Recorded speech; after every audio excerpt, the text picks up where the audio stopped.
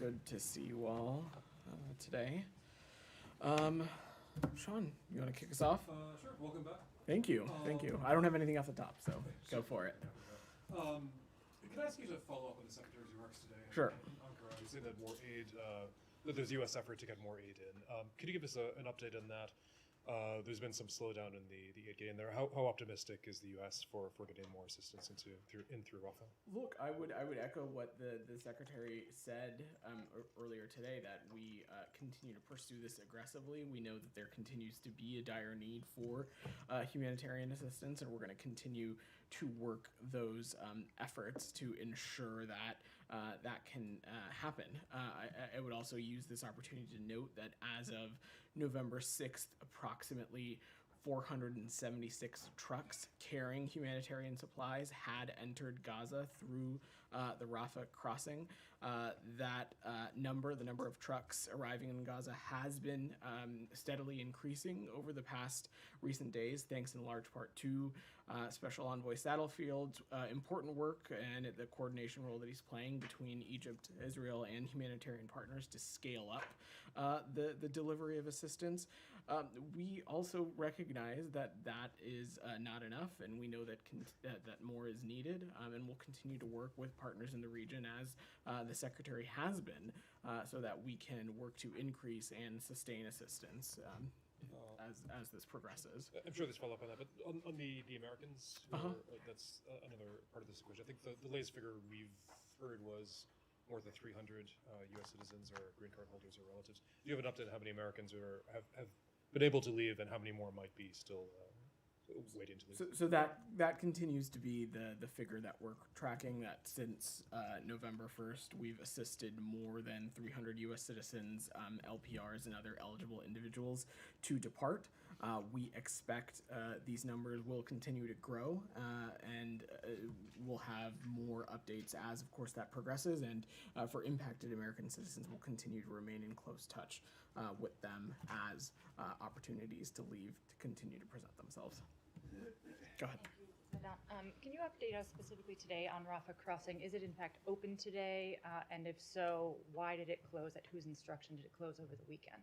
So our understanding is that it was open today till sundown in the region. And as for the day-to-day updates of opening and closing, I'm just not going to get into that. Obviously, this is something the Secretary and Matt have spoke to as well, but it's important to remember that this is not a crossing we control. And so we're continuing to work in the region to ensure, one, that humanitarian assistance can flow appropriately into Gaza to help civilians, but also American citizens who are interested in departing are able to do so at the appropriate cadence that these crossings are open. We are in contact with U.S. citizens and their immediate family members and are keeping them informed of the shifting conditions. We're asking impacted U.S. citizens to not just keep an eye out for contact from the department, but also keep an eye out on the Palestinian General Authority Crossing and Borders Facebook page, where some of these lists are being updated on a regular basis about who's going to be eligible to cross or not. So there are reports that Hamas insisted it be closed in order to secure a commitment from Israel that it would not strike ambulances. There are reports that Hamas wanted to get assurances that wounded Palestinians could get out. Can you weigh in at all on the validity of those reports? I can't. I don't have any confirmation or assessment to offer on those. I think broadly, of course, we're doing everything we can to ensure that the impact on civilians is as minimal as possible, and we're continuing to coordinate in the region to assist impacted American citizens. Okay, just two quick other ones. Sure. Of the 476 trucks that you said entered since as of November 6th, did any of those go today? Were there any aid trucks going? I don't have, for operational security reasons, Olivia, I'm just not going to parse into specific breakdowns beyond what I've shared. It had been the practice of the department to update us regularly on the number of trucks as we have more metrics to share, we certainly will be in a place to do so, but I'm not in a place to parse these more specifically at this moment. Okay, and one last one. Was the Secretary able to secure a commitment from the Israelis about fuel getting into Gaza? That has been a top concern. Hospitals facing shortages, if not completely devoid of fuel. Did the Israeli government make any commitment about the provision of fuel into Gaza? So fuel is obviously something that we are continuing to pay close attention to. It is urgently needed in Gaza. It plays a critical role in enabling the desalination and distribution of clean water. We understand that there are legitimate sensitivities around that, and so we're continuing to work through Special Envoy Satterfield and others and discussing directly with our Israeli counterparts, our Egyptian counterparts, and others of ways that we can allow fuel into Gaza in a way that will benefit civilians, but not potentially empower Hamas or be diverted in a way, in such a way. I have Go others, but ahead. I'll defer to colleagues. Two Go ahead. questions, if you don't mind. Yeah. So according to the state's website right now, we've got 70 countries at a level 2, 20 countries at level 3, and 20 countries at a level 4 travel warning, indicating that, you know, Americans are now either at increased risk or completely unsafe in 110 countries in the world. How concerning is that to the State Department? I would actually take issue with how you are characterizing our travel advisory warnings. They are not. They are assessments of what our recommendation is for travel to those regions, and then Right. on specific countries, there are specific breakdowns of what those potential risk factors can be. Level 4, the highest level, indicates it is a country that we do not believe it is safe for American citizens to travel to. And you know, Right. going down from 4 to 1. So it's a little bit more nuanced Where's than the way disagreement? than I the way that you characterize it as characterized it. Americans are either at an increased risk or they're unsafe in those countries, which is why State Department advises them to not travel there. That's correct. I still don't understand though your question. Well, the big picture is that there's 110 countries, right, which is, I think, more than half the countries that the U.S. recognizes around the world where Americans are at increased risk right now. Is that concerning there to are the a State Department? variety of factors that go into assessing what the travel advisor is for a specific country. Obviously, risk for violence, arrest, wrongful detention, public health factors. These are the many things that go into an ultimate travel designation. And when circumstances change in a particular region, as you saw us do for Israel and the Palestinian territories in the aftermath of the horrific October 7th attack, we will update our travel advisories to ensure that American citizens have the most up-to-date and best information possible. But I would not say that there is some kind of trend or anything like that. What this is about, each country is different. We make those assessments based on the in-country conditions, and we make sure that the American people have the best information possible. So is it not concerning overall? How would you categorize looking at the big picture right now? This isn't about the big picture. This is about the specific travel indicators and safety indicators in a specific country. And each country is different, and the circumstances in some countries are different than others. So this is not about the big picture. This is about assessments and indications that are in each unique country, and when those circumstances and those situations change, we adjust our travel advisory warning for that specific country. It is on a country-by-country basis. In some countries, it is even on a province-by-province, on a region-by-region basis. That is the specificity and the seriousness by which we take this. I understand like what you're trying to ask. I just categorically reject that this is some kind of broad brushstroke trend line. This is about individual specific countries and the parameters that exist in certain countries that make them a level 1, a level 2, a level 3, or a level 4. Can I ask a quick follow-up on Sure. The aid question? Sure. How confident is the administration now that Hamas is not, I mean, I asked the same question last week, and the answer was that Hamas had not, as of that time, diverted or stolen any aid that had gone in through Rafah. is that still That status continues quo? to be that continues to be our understanding. There have been no reports of the diversion of aid. There's been no reason for us to believe that there's been a diversion of aid to Hamas. Both the State Department and USAID, we have a robust process in place to mitigate that risk. We work collaboratively to vet partners in the region, to vet assistance partners and things like that, to ensure that aid directly or indirectly does not benefit Hamas or any other potential terrorist group in other parts of the world where we have aid as well. We take this responsibility to the American taxpayer incredibly seriously. Said, go ahead. Thank you, Vedant. Yesterday, the New York Times attributed to a U.S. official concurring with the figures that are stated by the health ministry in Gaza on the number of killed. This figure, as of today, is about 10,000 plus, including 4,000 children. Do you accept that figure? Do you concur with that figure? Said, that is a figure. That is one of the figures that is currently being used to assess the number of casualties in Gaza right now. And candidly, Said, of course, any number above zero is heartbreaking. I understand. I just want to ask you if you have other figures. I mean, you're saying there are other figures. What are the other figures? I'm not saying there's other figures, and I think if you're referencing some of the comments made last week by the president and others about questioning those metrics, I think we were very clear that no one in this administration is questioning that fatalities have happened, that civilians have lost their lives in Gaza. What we are saying is that this is a ministry that is run by Hamas that just a number of weeks previously, please let me finish, Said, that just a number of weeks previously had unleashed a horrific terrorist attack on Israel that has a track record of inflating and being inaccurate about fatalities. And so the point we are just simply making is that there is that track record. That does not mean that these civilian casualties are not heartbreaking. That does not mean we're not doing everything we can to ensure that number stays as low as possible.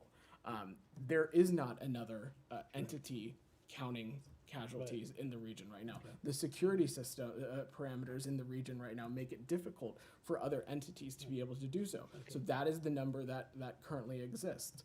Of course, it is heartbreaking for any number. I understand all this. Yeah. I just want to let you know there is actually a system because COGAT controls all these things. Everyone born, everyone that dies in Gaza is listed by the authority for the territories and Gaza in Israel. But that's up to you. I'm not arguing this issue. I'm saying, do you accept what was said in the New York Times, attributed to a U.S. official, that they actually do concur with the figures that were stated or listed by the government, the Ministry of Health in Gaza? Yeah, and again, Said, what I would just say is that no one in this administration, myself included, questions the humanitarian crisis that is happening in Gaza or that there has been a significant loss of civilian life. As it relates to that specific number, again, I'm aware of that specific reporting, and it continues to be a number that we are also including and looking at and assessing in our own internal assessment and parameters of the situation that's ongoing. A couple of other issues, if I may, if my colleagues indulge me. On the issue of the West Bank and the guns that are going to Israel, the new M16s and so on. Are you confident that these will not be handed to the settlers as Ben-Gvir promised? Said, we have been incredibly clear to our partners in Israel that steps need to be taken to address the extremist violence that we have seen in the West Bank. And we've heard the Israeli government, and the Secretary has been deeply engaged in this directly as part of his travels,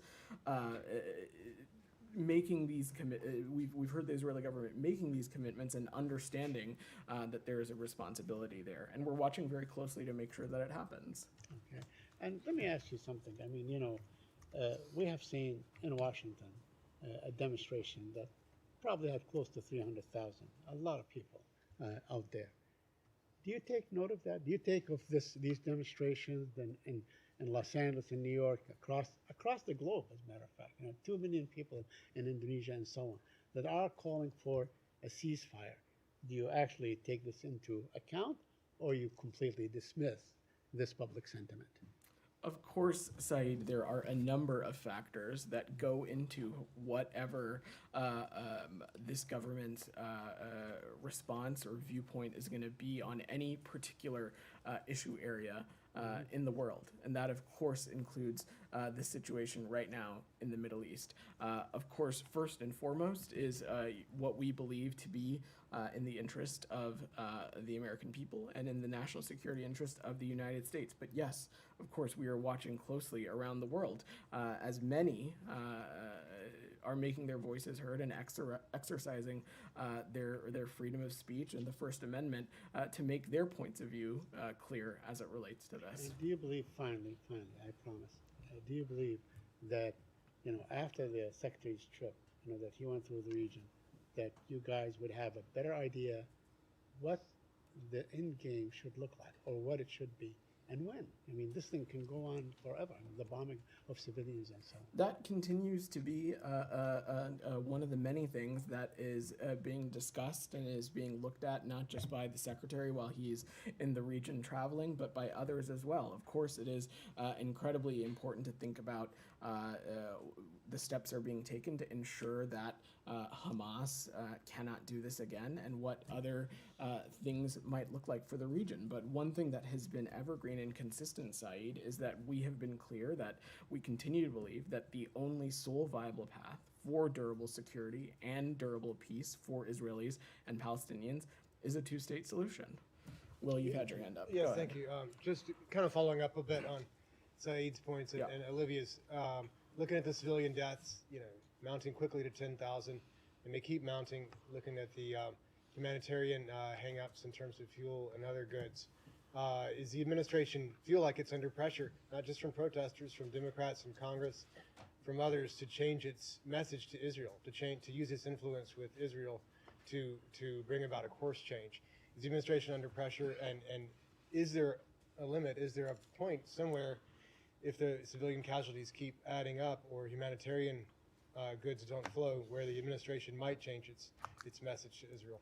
Will, what I can just say is that right now we are squarely focused on a number of things. First, that continues to be ensuring that humanitarian aid can get into Gaza and help the civilians that need it. No one in this administration, myself, Matt, the Secretary, the President, is trying to undermine or downplay the severity of the humanitarian crisis in Gaza right now.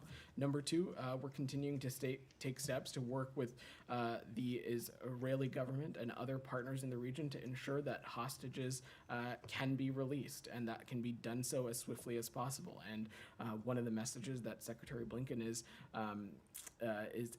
carrying loud and clear in his travels to any country is that it cannot be as business as usual with Hamas, and any country who feels that they have a constructive role to play in the release of these hostages should do so. And thirdly, we're taking steps to continue to support our Israeli partners as they defend themselves and ensure that Hamas cannot do something like this again.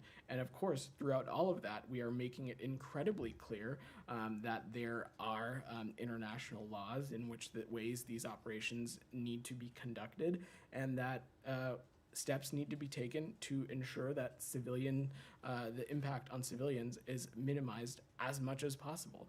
We've been clear with that with the Israelis. It's something that the Secretary has raised in his travels directly with his counterparts, and it's something that will continue to do so.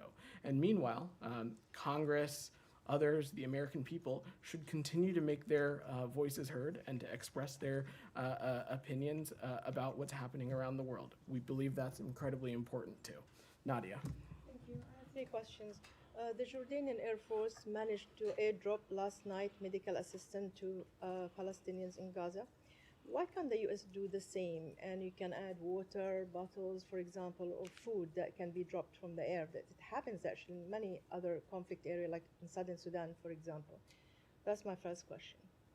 I'm not going to speak to the specifics of the security parameters, Nadia, that would allow such an operation to happen or not happen. I just don't have the expertise to speak to that. So I can get back to you, see if we have anything if it's additional. something that the U.S. can Happy, follow. happy to check, but what I will just note, though, that we have taken our responsibility as it relates to the humanitarian response incredibly seriously. As I said at the beginning of this briefing, 476 trucks have made it into Gaza through the Rafah crossing. We continue to do everything we can to ensure that additional humanitarian aid can get into the region. It's something that the Secretary is incredibly engaged on as well. And as you probably remember, in October, the president announced an additional $100 million in U.S. government support to continue to support humanitarian needs.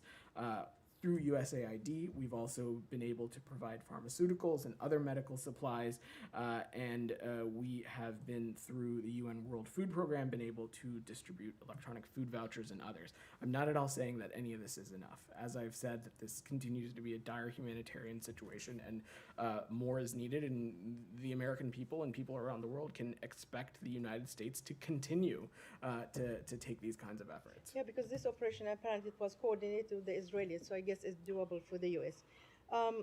Do you believe that that Israel, in this month-long war, with 10,000 civilian dead, 4,000 kids, 720 people being displaced, according to the last figure from the UN, do you believe that Israel has not violated any international law, humanitarian law, the Geneva Convention, with the staggering figures that we're citing today? We have been incredibly clear, Nadia, about the necessity of taking feasible precautions to avoid civilian harm. And we believe that that's especially true when it comes to children and refugees. Our viewpoint is that deaths are not just metrics, they're not just statistics, they are lost futures, they're lost dreams and lost potentials. We have said publicly and privately, dating back to October 7th, that Israel has every right to defend itself, to defend its security. We also believe very clearly, though, that it is important for Israel to differentiate between Hamas terrorists and civilians, even as Hamas continues to use civilian shields.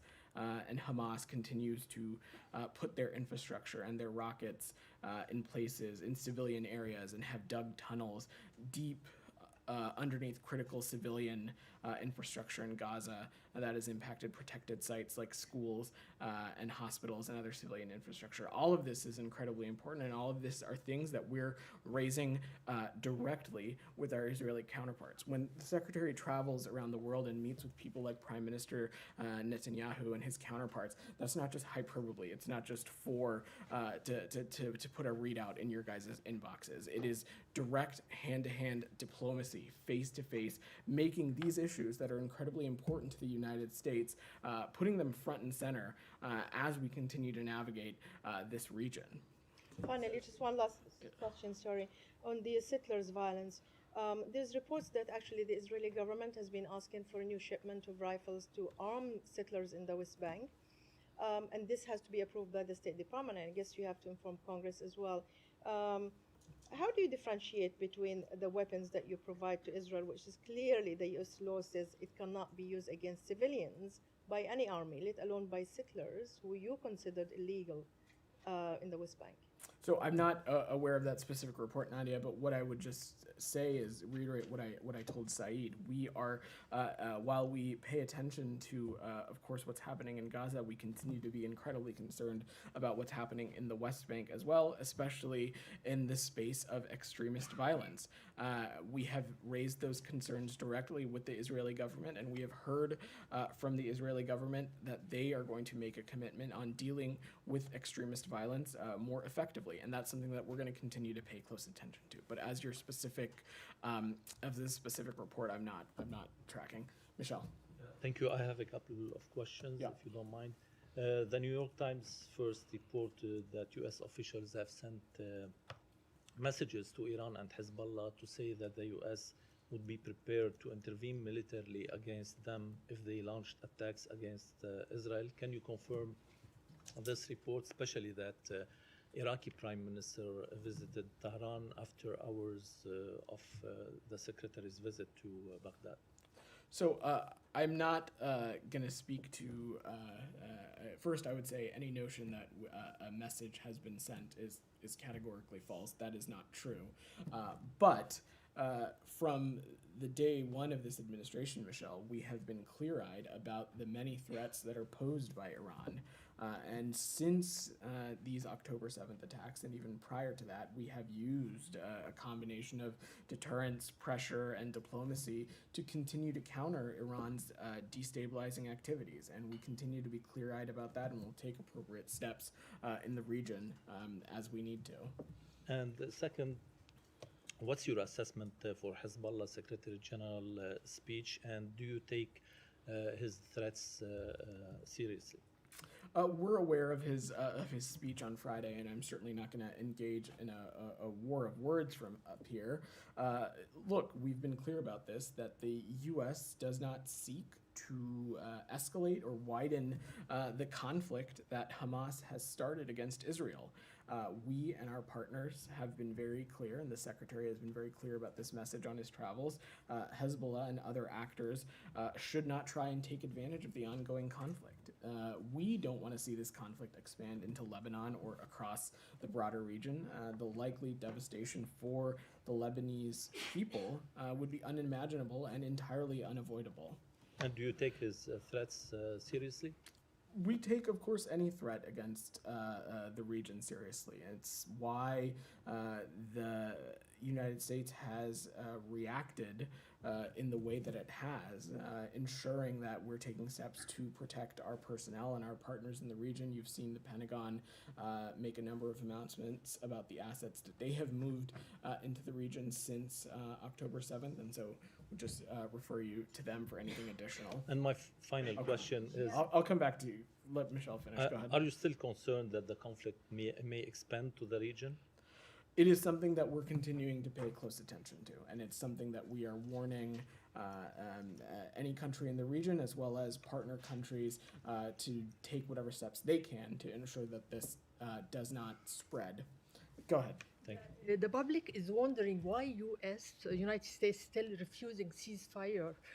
More than 4,000 children killed in Gaza. Israel still till now targeting bakeries, school, hospitals under the umbrella of self-defense, which is they consider it is insulting their intelligence. You know. So. And I need another question, please. Okay. It is about the Israeli minister who talked about dropping a nuclear bomb on Gaza. Okay, I'm happy to answer those both of those. First, we've been very clear about this. A ceasefire right now would not prevent Hamas from continuing terror attacks and firing rocket attacks at Israel in the future. And on the contrary, it would let Hamas off the hook, allow Hamas enough time to regroup, and we can't allow that. And no nation can be expected to tolerate those kinds of conditions. But one thing we have been very clear about, both the Secretary and the President, have been the need for a humanitarian pause to enable a sustained flow of aid and voluntary movement of civilians seeking to depart. It would also allow an opportunity for the potential release of hostages, which continues to be something that we're calling for directly. And then as it relates to your question about that minister, I'm sure you saw Prime Minister Netanyahu and the Israeli government have repudiated those comments, which we also found as wholly unacceptable. And we continue to believe that it is important for all sides of this conflict to refrain from hateful rhetoric that is going to further incite tensions. And is it acceptable to destroy Gaza under the umbrella of self-defense? What we have been really clear about is that Israel has every right to defend itself and to defend its security, all while ensuring that Hamas is not able to conduct these kinds of terrorist attacks again. Throughout all of that, we've also been incredibly clear that it is important for Israel to distinguish between Hamas terrorists and Palestinian civilians. And that continues to be something that we're raising directly with our Israeli counterparts, and it's something that will continue to do so. Go ahead. Thank you so much, Vedant. Nice to see you here. The Bangladeshi people, they want a free and fair election. USA, from this room, they declared C3 visa policy. And now ongoing vandalism and destruction of public properties by Bangladesh Nationalist Party activists on the pretext of exercising democratic rights in contributing to disrupt the peaceful political environment to uphold the next parliamentary election in Bangladesh. Will you ask Nationalist Party to stop the violence and participate the upcoming general election? And I have another one there. We continue to closely monitor the electoral environment in Bangladesh leading up to this January's election, and we take any incidents of violence incredibly seriously. We are engaging and will continue to engage with the government, with opposition parties, with civil society, and other stakeholders to urge them to work together for the benefit of the Bangladeshi people. Thank you so much. And I'll be, Peter has the Honorable Ambassador in a really difficult situation. Last week, the Nationalist Party leaders, they bring an U.S. citizen to their head office on the camera to declare that he is the advisor of President Biden, and he has everyday connection with 10 to 15 times with President Biden. And then another party leaders, BNP leader, is calling Peter Haas as an avatar, as a rescuer for the Nationalist Party. Will you categorically deny this claim from the Nationalist Party, please? Thank you. I've not seen that report, and I'm going to be honest, I really have no idea what you're talking about. So let me just say this. Just to give you... please don't interrupt me. We have an incredibly talented team at our embassy in Dhaka, led by an experienced ambassador who is well-versed, not just working in Bangladesh, but also the broader region largely. And as I have said, we are closely monitoring the electoral environment in Bangladesh leading up to January's election. Thank you so much. Go ahead, behind Sean. No, sorry. In front of you. Thank you. Yeah. Going back to Gaza and the Sure. situation there, so the unequivocal support the U.S. is showing for Israeli self-defense, how does the U.S. plan to address the disproportionate responses and ensure that U.S. military aid does not exacerbate the situation, the crisis in Gaza? And I also have a follow-up, which is about the humanitarian work. What are you doing? What steps are you taking to hold accountable all the parties who obstruct the delivery of a humanitarian aid? Well, let me take your second question first. So first, as it relates to the Rafah border crossing, which continues to be a key conduit for the flow of humanitarian assistance into Gaza, the fact of the matter and the ultimate and unfortunate truth is that this is not a crossing that the United States controls.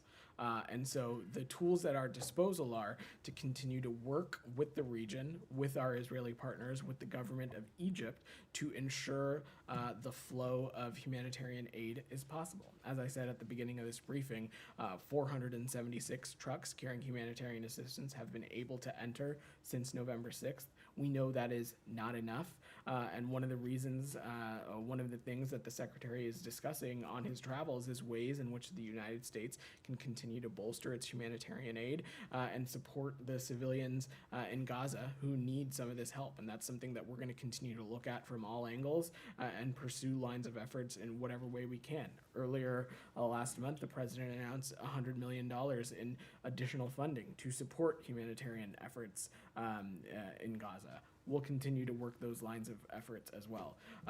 And to your first question, again, I will reiterate that we have been clear with our Israeli partners that while they defend themselves and defend their security, it is incredibly important that they distinguish between Hamas terrorists and Palestinian civilians. This is something that we will continue to raise with them directly and will continue to engage and conduct in the diplomacy that is required to make that clear. But again, it's important to remember that no country would be able to condone the kind of terrorist attacks that were unleashed on Israel on October 7th. And it is, of course, it is Israel's responsibility to distinguish between Hamas terrorists and Palestinian civilians. And so we'll continue to raise that directly with them. Olivia. Can I please just go back to Yeah. this question of humanitarian pauses? Yeah. Because for all of the directness with which the United States has confronted the Israeli government on this, the clear answer from Prime Minister Netanyahu over the weekend is that there will be no pauses unless and until Hamas releases all of the hostages. I'm assuming that's not within the realm of possibility in the immediate term, but correct me if I'm wrong. And if it isn't that a pretty clear rejection of consistent and clear U.S. asks in the course of this conflict? I don't think that these circumstances and these situations are black and white necessarily, Olivia. We will continue to raise publicly, privately, directly with our Israeli partners what we believe to be avenues to allow for humanitarian aid to get into Gaza to support the Palestinian civilians who need it. And of course, Israel will continue to conduct and make assessments about this operation as they are the ones doing so. But the president, the secretary have been very clear that a humanitarian pause allows, is an opportunity to allow for the sustained flow of aid and the voluntary movement of civilians who may wish to choose to depart. This is something that the secretary raised directly on his travels, and it's something that we'll continue to work at through our diplomacy.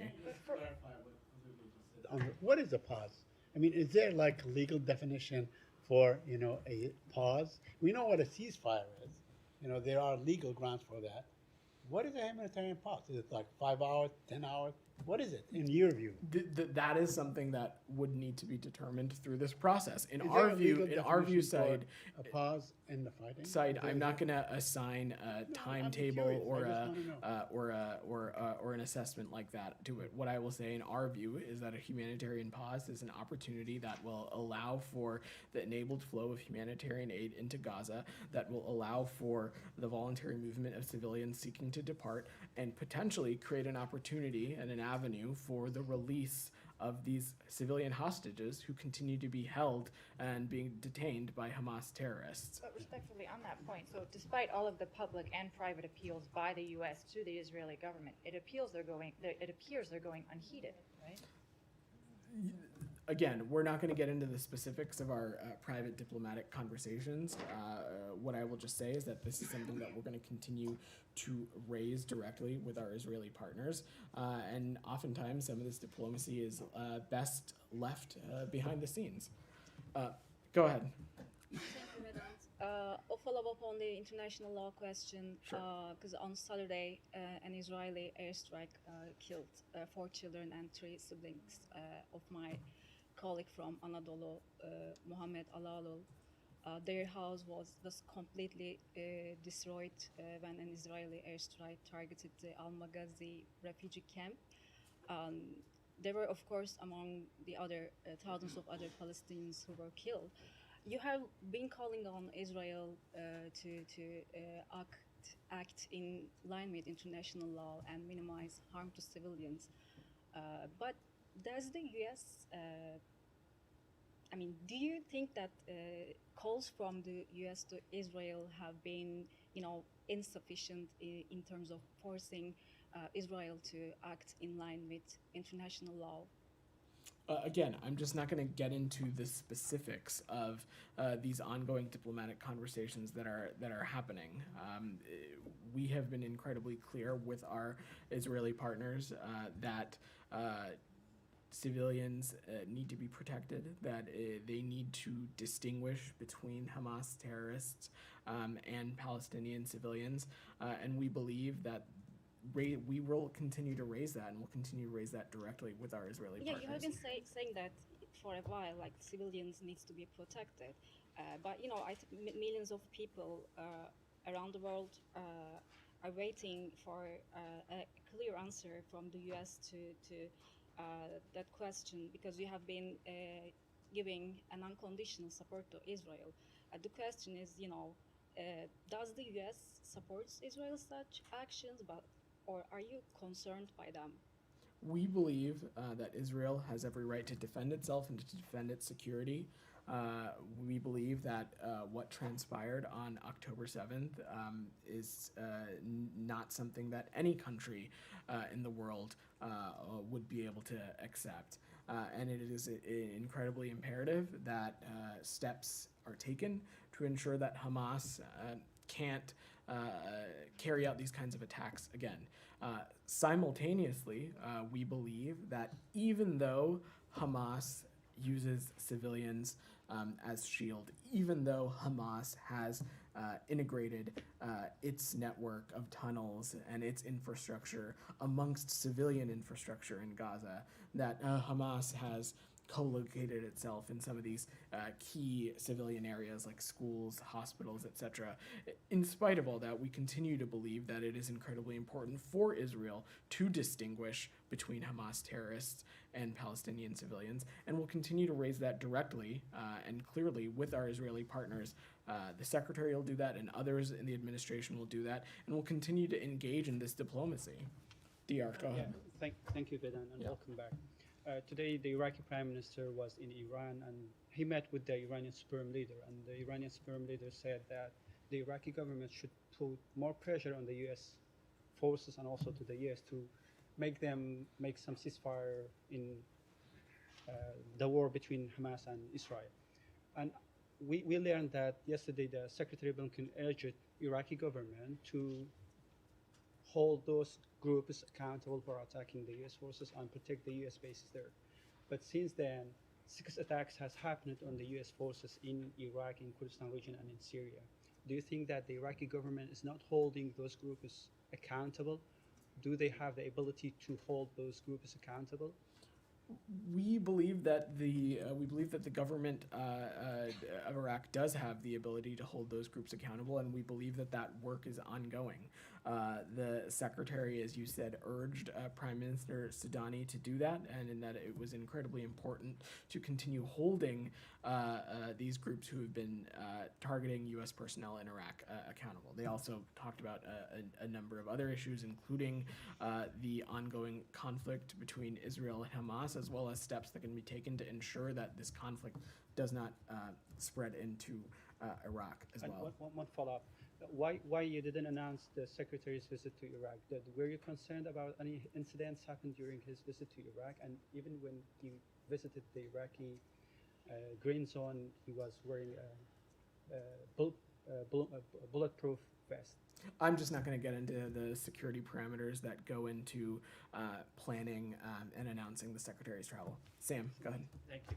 President Lula of Brazil recently joined a growing list of world leaders condemning Israel, not just simply for war crimes, not just simply for crimes against humanity, but for genocide.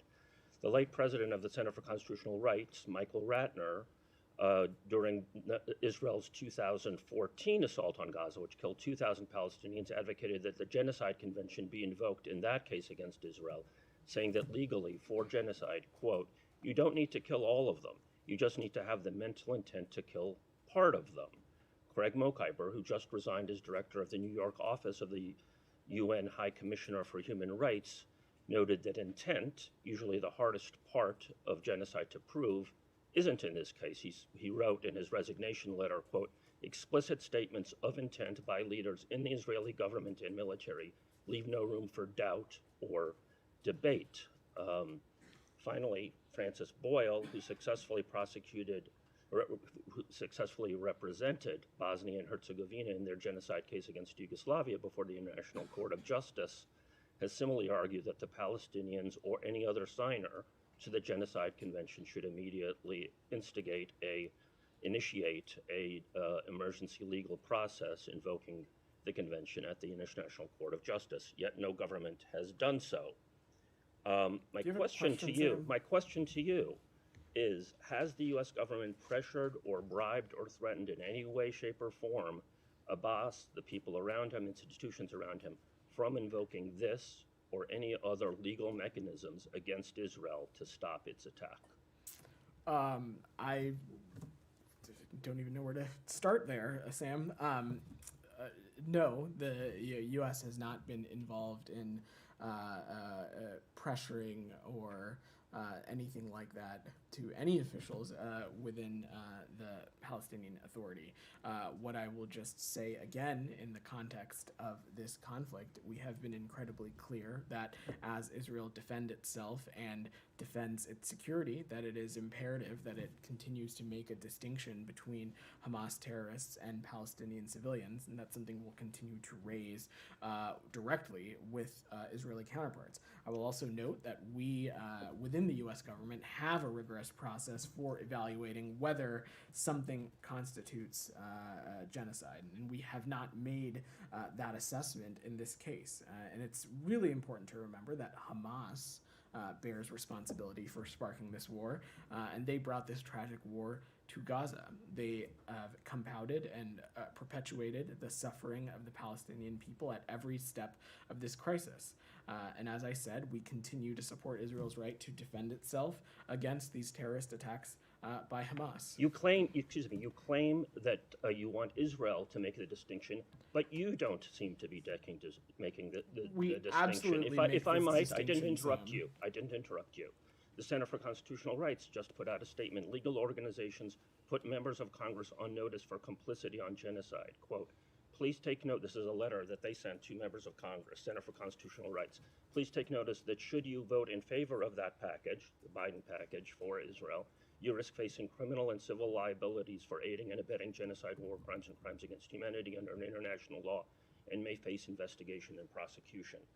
Do members of the State Department face similar possibility? Again, Sam, as I said, we have the U.S. government has a rigorous process in place for evaluating whether something constitutes genocide, and we have not made that assessment in this case. But you continue to pretend that the bombing of hospital after hospital, bakery after bakery, university after university, and somehow you keep pretending that, oh, they're just after military people. I appreciate your question, Sam. I've taken two of them. Now I'm going to work the room a little bit. Go ahead. Thank you, Vedant. Countrywide protests going on in Bangladesh. They're demanding the resignation of the ruling prime minister, and the regime is, in a sense, declare war against the main opposition, BNP, and protesters. Over 8,000 people have been detained, including BNP Secretary General, all rank and file. At least 11 people killed since protests began on October 28. Ruling Prime Minister Hasina instructed her party members to throw opposition party members into fire or burn their hands. As the United States and the international community in Bangladesh are committed to creating a peaceful and credible environment for upcoming elections, for creating that environment, will you be with the people of Bangladesh and reflect their will under a neutral category? So it's important to remember, and you've heard me say this a number of times before, including in answering your friend's question, that the U.S. does not support any political party in Bangladesh. We don't favor any one political party over the other. Right now, our focus continues to be closely monitoring the electoral environment in Bangladesh leading up to January's election, engaging appropriately with the government, with opposition leaders, with civil society, and other stakeholders to urge them to work together for the benefit of the Bangladeshi people. Go ahead, and I'll come back to you, Sean, after that, then we'll wrap. You just spoke in detail about the current travel advisory and the reasons, but we are witnessing a lot of hate and anger all around the world, not only for Israel, but also for the United States of America. You know, for the obvious reasons, but is it a concern? I'm sorry, is it for people traveling to the United States? I'm asking, we're witnessing a lot of hate and anger, not only for Israel, but also for the United States because of the situation in Gaza.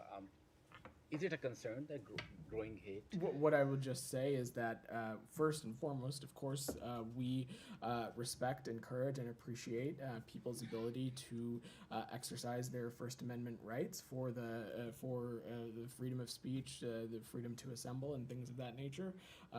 We, of course, though, take issue with any of those demonstrations turning violent that put people in harm's way, and specifically as it relates to travel advisories to any of the countries that exist. We'll continue to make adjustments and update our travel advisories as conditions in countries potentially change. So Sean, Election go Commission ahead. of Pakistan, one more question, please. Okay. So Election Commission of Pakistan finally announced the dates for the general elections. You always talked about the free and fair elections in Pakistan and all around the world. But many analysts in Pakistan have their doubts because these elections are happening without the most popular leader, former Prime Minister Imran Khan. Any thoughts about that? Again, don't have an assessment on the makeup of candidates or the representation of any specific political party. That is for the people of Pakistan to decide. Our focus continues to be on ensuring and supporting that there are free and fair elections that are conducted in a way for the benefit of the Pakistani people. Sean, go ahead. Could you say anything about U.S.-China nuclear talks, which I think China has already spoken about it publicly, but apparently were to happen in the building. So. Yeah, sure. Thanks for your question, Sean. So this, I would view this as a little bit of a follow-on when Director and Foreign Minister Wang Yi was in Washington, D.C., we talked a little bit about additional bilateral consultations that may take with the PRC in the days, weeks, months ahead. And these meetings are part of those ongoing efforts to maintain an open line of communication with the PRC on a full range of issues. Assistant Secretary for the Bureau of Arms Control, Deterrence and Stability, Mallory Stewart, and an interagency team from the U.S. government is hosting PRC Director General Sun Xiaobo at the department today. We have continually called on the PRC to substantively engage on arms control issues and reducing strategic risk. And this engagement will continue efforts to responsibly manage the relationship and ensure competition does not veer into conflict. And I think we'll have more to share on the contents of that meeting once it's concluded. Just ask briefly, does this relate at all to New START and the ideas of perhaps bringing China into New START? I would not go as so far to necessarily say that, but I think we'll have more to share after the meeting is concluded. Just follow up on another U.S.-China thing. Sure. John Kerry meeting his counterpart Xie in Sunnyland. So can you just say whether the meeting's still underway, and is there any assessment you can say about that? My understanding is that the meeting is still underway, and so I think we'll have more to share at the conclusion of that. But Sean, I would just again say that in the follow-on of Secretary Blinken's trip to Beijing in June, we spoke about how there would be continued exchanges at these various levels bilaterally between senior officials from our government and senior officials from the PRC. This is just another example of that, and we expect that to continue. Go ahead. Yeah.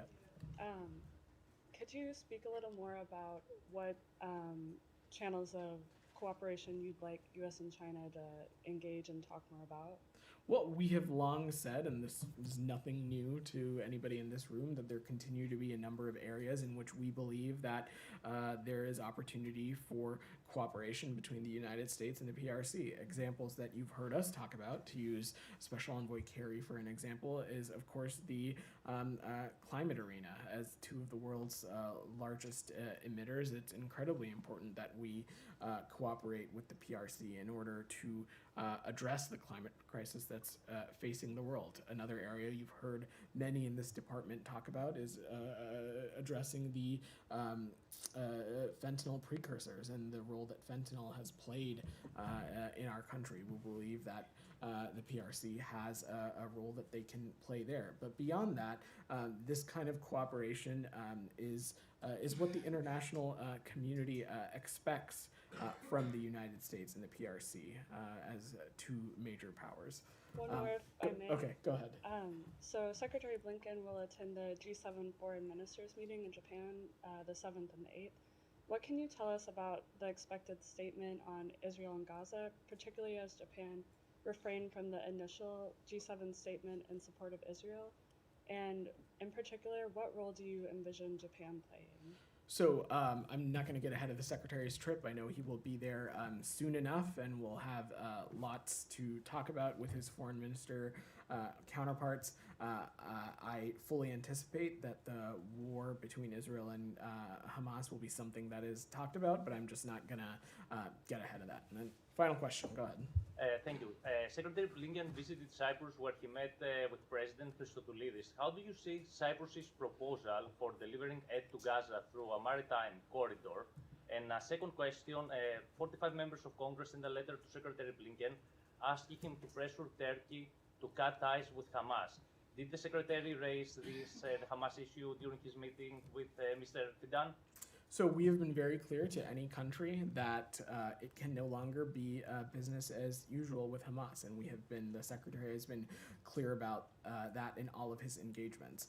And on your first question, I've not seen that specific report, but we take our responsibility seriously about ensuring the access of humanitarian aid and make sure that that flow continues into Gaza, and so we'll continue to work at that. All right, thanks everybody.